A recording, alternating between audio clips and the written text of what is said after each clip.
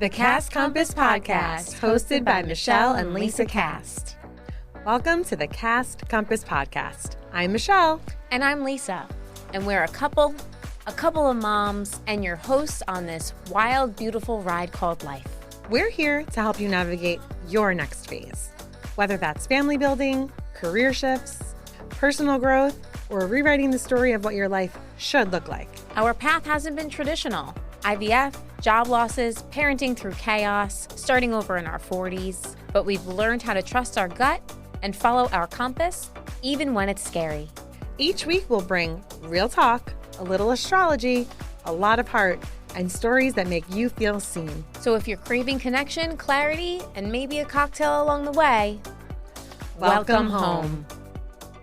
Welcome to the Cast Compass Podcast. We're Michelle and Lisa, partners in life, moms to our 3-year-old son, Leo. And guides for anyone navigating their next big chapter. I'm Michelle. And I'm Lisa. And this is episode 6. Saturn and Aries, a new cycle of bold moves and big lessons. Oh my gosh.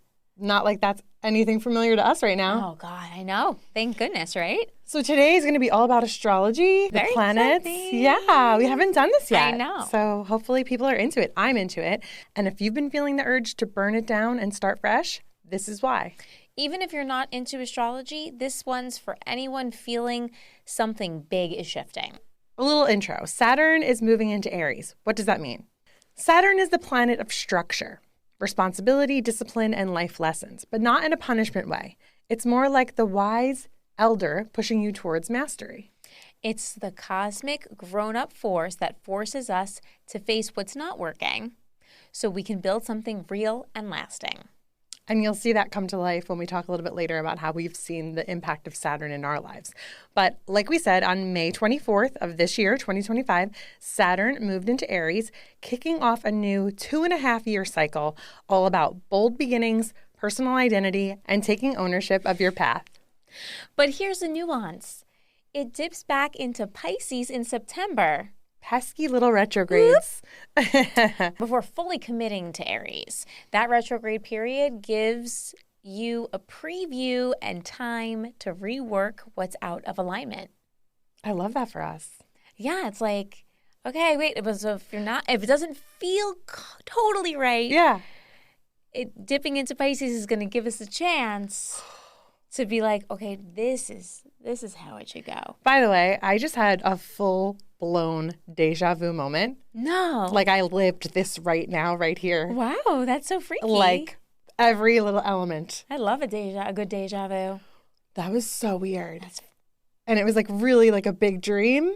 And like here we are living a big dream. That's right. I'm talking about Saturn in Aries. Wow. Anyway, I wish that there would have been a Pisces moment today because it has been a manic one. But just to bring it back to Saturn and Aries, Aries rules courage, independence, instinct, and leadership. No surprise, I have Aries rising. So this is a time to make brave moves, but only if they're grounded in truth and integrity. I mean, that makes perfect sense. I mean, right?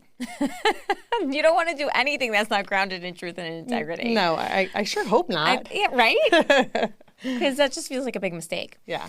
So, Saturn return versus Saturn maturity. What? This is like another language to me, but I'm starting to catch on. You are. I'm trying. Yeah. So how that's hitting us at 42 and 43. I'm 43, Michelle's 42. Almost 43. So we're both past our Saturn returns. Those happened around 2011, 2012 for us, but now we're in Saturn maturity. A new level of clarity, leadership, and growth is what that means. I mean, it kind of feels like So a little bit strangely like right on the money. The hard part is that even though there's like clarity, leadership, and growth, it's kind of scary because it's all new. I know. So funny enough, Lisa and I, we both have Saturn in Libra. Usually if you're born around the same year as someone, you're probably going to have the same Saturn sign because like we said, Saturn stays in a sign for like 2.5 years. Right. So my Saturn is in Libra at 18 degrees because I was born in August. Lisa's Saturn is in Libra at 17 degrees because she was born in April. So that return in 2011, it hit hard. Any Saturn return usually hits hard. Mm-hmm. Everyone whose readings I've done so far They're like, oh my God, that's when I got married or bought a house or like did the big things. Wow. Well, that's when we got married. Well, yeah. So we got married in February of 2011. We moved to Astoria that May. We both started new jobs that summer. That was a huge, huge year. And we were really deep in our wellness journey. Very interesting. Tricky little Saturn. So Saturn's in Aries, which is the opposite sign to Libra, activating a new cycle around leading from the self. It's not about being selfish. It's about reclaiming agency, which I feel like, again, that's what, especially you, is what you're doing. Yeah, by leaving my career. I'm taking the control. Right. I'm taking the reins. And it's funny because Aries is about self. Libra is about relationships. So it's no surprise that they are opposites. So yeah, it's about owning your power instead of deferring to others. And Saturn isn't asking for perfection. Damn Saturn. But it is asking for... Thank God. I know, that would be very Virgo of it. Yeah. It's asking for integrity.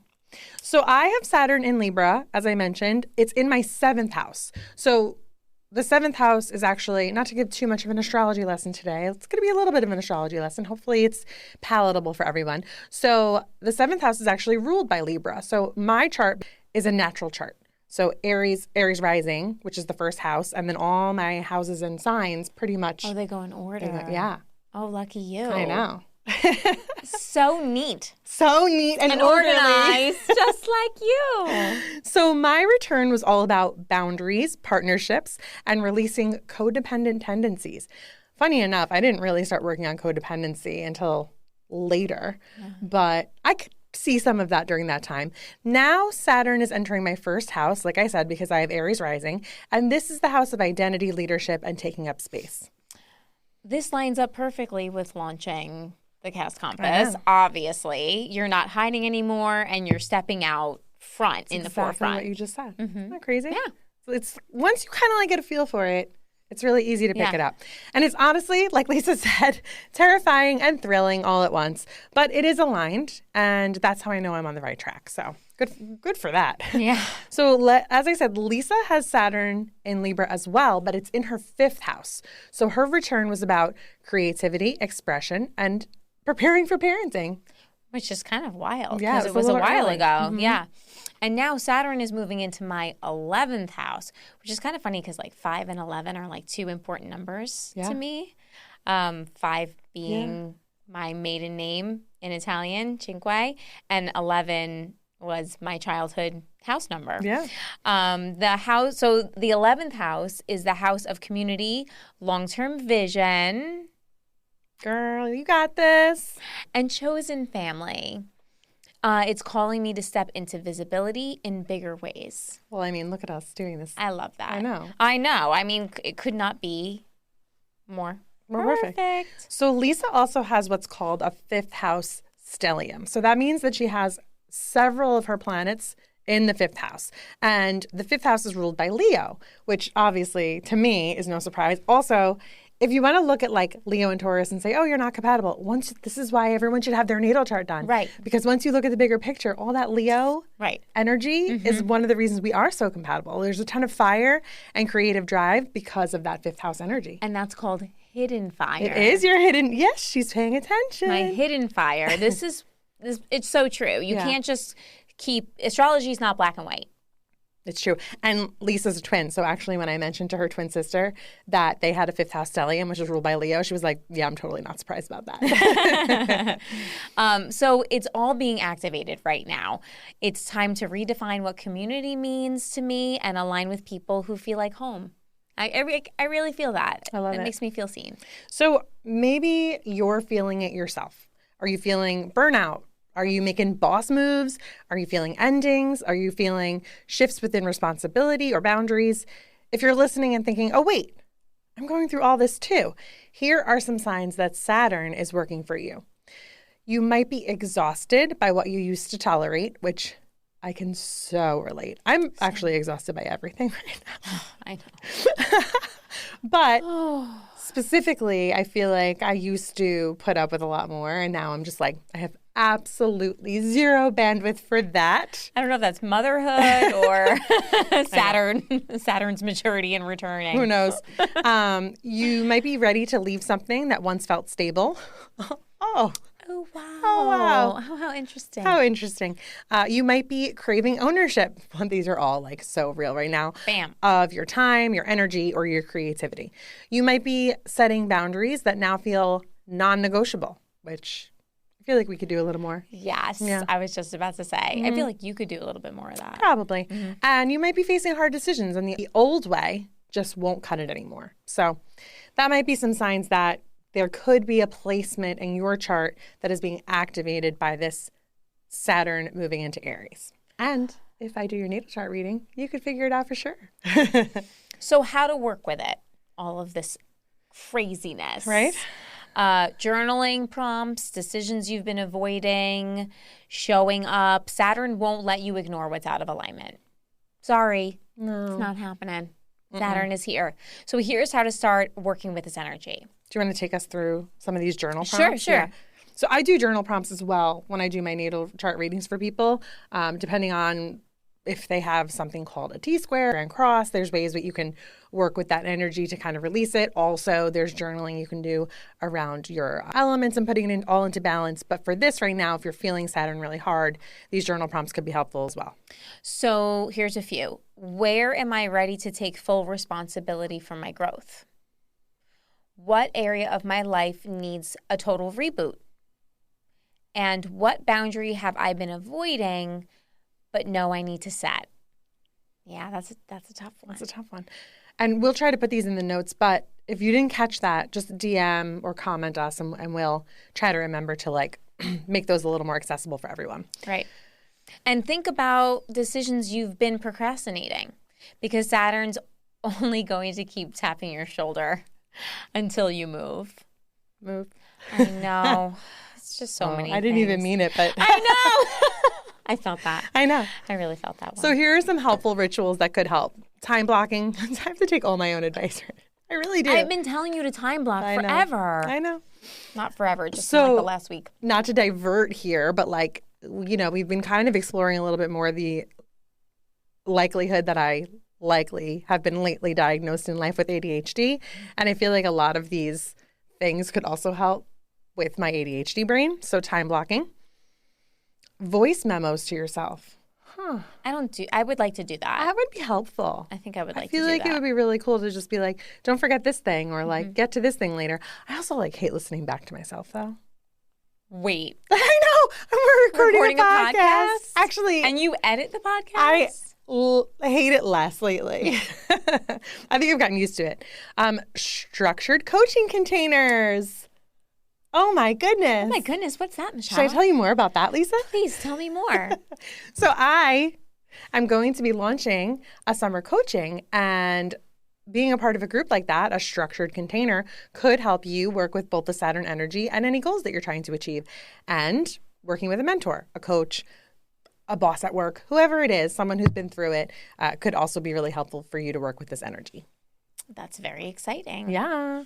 So here's how to find your Saturn and what it's teaching you now. So Saturn changes signs every 2.5 years, as we said before. To find your natal Saturn placement, go to astro.com or astro-seek.com. Or just have Michelle do your natal chart reading. Or I was just going to say, just hit up Michelle and sign up for a reading. But you know, if that's not something that you can do at this time, Right. These are great resources. Right. So once you find it, look at the house that it's in. And that's where your biggest life lessons or deepest karmic growth will show up. I'll give a little quick cheat sheet for people. Yeah. Okay. So people born between the years of 1977 to 1980 or 2005 and 2007, your Saturn is in Leo. From 1980 to 1983, Saturn is in Libra. That's us. That's us. 83 to 85 is Saturn in Scorpio. And now you can see that the years are starting to overlap a little bit. So that's where like that 2.5 years, not a full 3 years. Right. And it's not just 2. 85 to 88, Saturn in Sagittarius. Yeah, so there was a time in 85 where it switched from Scorpio to Sag. I have a friend whose chart reading I'm doing this week, and she's born in May, and hers is in Scorpio. So I did another one for June, Scorpio. So it was probably later in the year. Mm-hmm. So if you're 30 plus, you're likely either wrapping up your first Saturn return or heading into your Saturn maturity. Either way, this is your time. And if you want to learn more about your Saturn cycles, like I said, I'm always here for natal chart readings. They're so fun. They are so You still fun. have to do mine. Oh my gosh, you guys. Or maybe by the time this airs, you have done mine. I want to do yours. Yeah. Because I think we did, like, we've dabbled in it. Sure. Oh, both yeah. of I ours. definitely Yeah. looked at my chart numerous times. And like I've pulled some of the descriptions for Lisa, but I haven't like done a full reading on her. But I think it would be really good for us and fun. I also am excited to eventually start doing solar return charts. So those are really cool around your birthday. It basically tells you what's coming up for you for the year ahead. Oh, that's cool. And my mentor with the astrology group or business that I worked with, she looked at my year this year and she was like, "Oh, it's a tough one. But next year's better." So come August, things definitely start to lighten up for me. And then the other thing, which I definitely want to do for us, is a synastry report. So then you see, like, you literally take two natal charts. You have to have your natal chart done first. And you lay them on top of each other. And then you see, like, where my sun falls in what house it falls in for you and vice versa. And, like, moon. And then it tells us, like, how we relate to each other. I love that. That's something... Any couples listening, you have to have your natal chart done first, but then we can do a synastry reading as well. So many cool things we can do. Really cool things. Now, we're going to revisit our own charts, Saturn themes from past cycles. So, we already talked about our Saturn return being 2011 to 2012. After that, our last cycle before this one was in Capricorn from 2018 to early 2021. And whew, looking back, that season felt like Saturn too. Sure. Oh my goodness. So for me, it was transiting my 10th house, which is all about career, public identity, and long-term goals. I was stuck in a job I hated. If anyone knew me in 2018, remember where I worked then? I was really questioning what I was doing. And by 2019, I actually finally made the shift into events, which did give me a nice momentary reprieve. I worked with great people, a great company. We had a lot of fun. And that pivot felt like a huge leap at the time. But now the way I see it is that I can see Saturn was saying, stop settling and start building what's real. And Saturn was in my 8th house. So we're talking major transformation, shared resources, intimacy, and emotional depth. During that cycle, we were also running marathons and traveling a lot and honestly living big. But at the same time, 2019 was when we also found our donor and really stepped into the fertility journey. And then 2020 hit and everything just paused. So interesting. So COVID literally forced us to stop, like the whole world, right? Truly stop. We couldn't travel. We couldn't distract ourselves with hustle or movement. Like we felt that one hard, right? Saturn in Capricorn was already stripping things down, but then the pandemic kind of took it all away. And that's really when the deeper stuff surfaced, our values, our future, what kind of family we wanted and how we wanted to live. Anyone who knew us prior to that knew that we were so steadfast on we will never live in Long Island. We will raise a child in Manhattan. It's going to be the best. We can do it. We've helped women carry strollers up and down the subway stairs. We can do this by ourselves. I mean, we tend to be pretty like strong in our convictions. Oh, we're totally strong in our convictions. And we could have done it. We could have. But like Saturn was like, y'all, you need a house. Our friends were like, and our family was like, y'all, you need a house. They were like, okay. But that's another podcast for another day. Looking back, it's so clear. I know. The Saturn cycle was about dissolving what wasn't sustainable and building something new from the ground up. Literally. New life, new house. New friends. Yeah. Yeah, new community. And now with Saturn in Aries, it's not about looking outward anymore. It's about leading from within. It's true, right? So we had to do so many things to cultivate and settle down, build a home for Leo, start to raise him, have him raise him. So, and now it's about, I think we both feel like we're looking within like, okay, what's going to make us happy next? What's going to be the next step to fulfillment? Yeah, I mean, it's just so strong. And of course, we care about our friends and family, but we care less what the masses think, which is major, I think, for our whole generation. We all care so much about what everyone else thinks. And like, this is not about looking outward right now. It's about looking inward and putting ourselves out there, community, right, to find our people and to know that like people who are down with what we're doing, they're going to find us. And everyone else, well, if you want to judge, that's cool. But like, this is what feels true for us and our family. So that's what we're building right now. And, you know, Saturn came in with the tough love, but look at everything we've built because of it. We literally embodied that cycle. We turned it into purpose, into family, into fire. And I really believe this episode is going to hit deep for anyone listening, because when we tell the truth about what we lived through, people really feel seen. And that's really all we ever try to do. Right, just to connect. Yeah. Wow. So that was a lot, but it was like cool. And like, I'm really glad we did it. Yeah. I know that it's like not our typical kind of content, but it definitely pulls into like our life experience, everything we've lived through. So I hope that everyone else felt that too. If this episode did hit you in that deep gut level way and you're like, yep, I'm in a Saturn moment, then I want to invite you to something that I'm creating. Like I mentioned, I am launching a summer coaching container starting around the summer solstice, and enrollment is open now. It's a small, intentional space for women 30 plus, or even if you're in your late 20s, who are navigating transition in career, identity, or family and want real support moving through it. And I don't want to just say 30 plus, 40 plus, 35 plus, late 20s. If you're just feeling that this aligns for you right now, like, then you belong, right? It doesn't matter how old you are or what you're going through, because nowadays we all go through the same things at all different ages, right? You know, we'll be using astrology, practical structure, and soul aligned momentum to help you stop spiraling and start stepping into what's next on your terms. And if you want a deeper look at what Saturn in Aries is activating for you personally, reach out and book a reading with Michelle. You'll get clarity, timing, and insight that's grounded and actually usable. The Saturn cycles are actually a huge part of my chart readings. And it's interesting when I like mention the time periods to people and they're like, oh yeah, that was happening. It takes me a lot of time and work to pull those cycles. There's like a whole database that I look at. So yeah, it's something that's really cool. It's only part of a natal chart reading because it's an inherent part of your chart, how you're affected every time Saturn goes into a new cycle. And also, if you're in New York, I will be at the New York Solar Fair Summer Solstice Night Market in Deer Park on Long Island on Saturday, June 21st, doing mini readings live. So come say hi, get your little mini chart read or question answered, and feel the magic in person. I'd love to see you guys there. So exciting. I know.